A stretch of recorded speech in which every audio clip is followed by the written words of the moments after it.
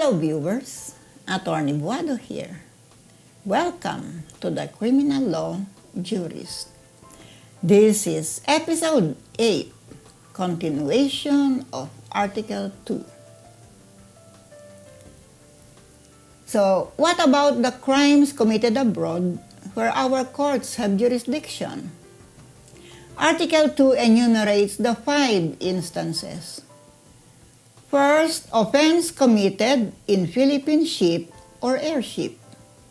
Forgery of Philippine coins and currency. Bringing into the country those forged coins and currencies.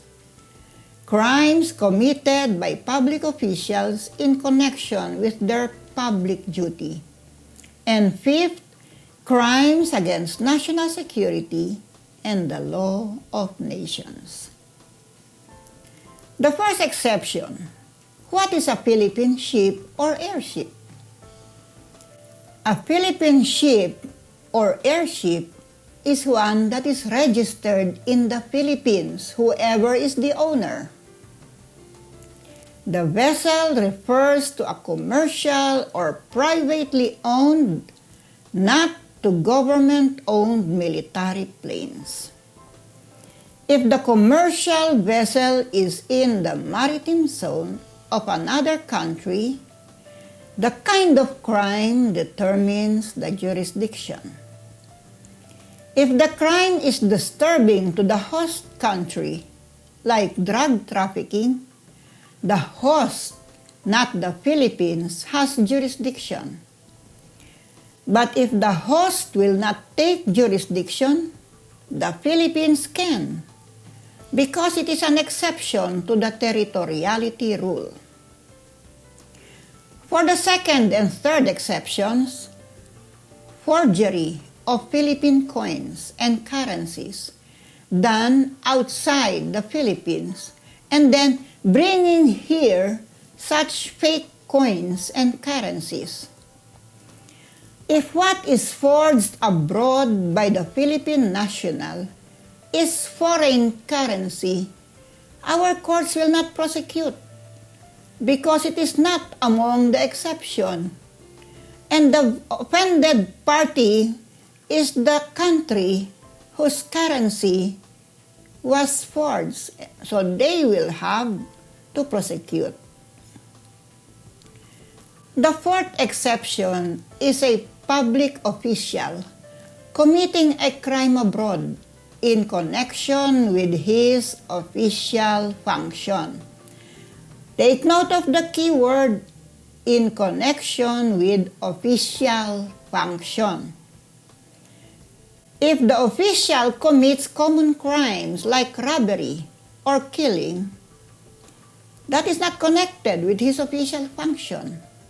The host country shall have jurisdiction. The crime must be connected with his functions. Like for example, a consul stealing the funds of the embassy. In such case, our courts shall have jurisdiction. The last exception is the commission of crimes against national security and the law of nations. Under this title are treason, espionage, piracy, and mutiny. Rebellion is not a crime against national security. It is a crime against public order. And so therefore, it is not included in the exception to the territoriality principle. That means that if the acts of rebellion against the Philippines are committed abroad by Filipinos, these are not punishable in the Philippines because the Philippine courts cannot have jurisdiction as these are not among the exceptions.